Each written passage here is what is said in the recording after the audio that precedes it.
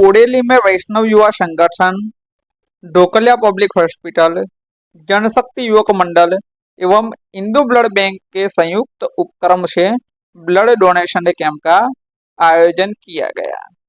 बोडेली के वैष्णव युवा संगठन अर्थात वीपो और बोडेली के अन्य संस्थाओं के सहयोग से बोडेली ढोकलिया पब्लिक हॉस्पिटल में 55वां रक्तदान कैंप का आयोजन किया गया। वैष्णव युवा संगठन द्वारा प्रतिवर्ष 26 जनवरी एवं 15 अगस्त को रक्तदान शिविर का आयोजन किया जा रहा है और इस बार 55वां कैंप किया गया।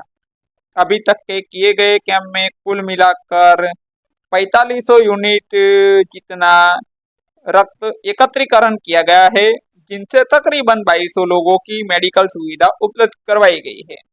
आज किए गए इस आयोजन में 70 यूनिट रक्त का एकत्रीकरण हुआ है। इस कार्यक्रम में सभी रक्तदाताओं की आयोजक की ओर से सराहना की गई। इस बीच विपो के अग्रगण्य कार्यकर्ता रजनी भाई गांधी ने मीडिया से बात की। आइए सुनते हैं रजनी भाई गांधी की बातचीत को। वैष्णव युवा संगठन विपो बोडेली द्वारा बोडेली ढोकलिया पब्लिक हॉस्पिटल અને જનશક્તિ યુવક મંડળના સંયુક્ત ઉપક્રમે આજે 55માં બ્લડ ડોનેશનનું કેમ્પનું આયોજન કરવામાં આવ્યું।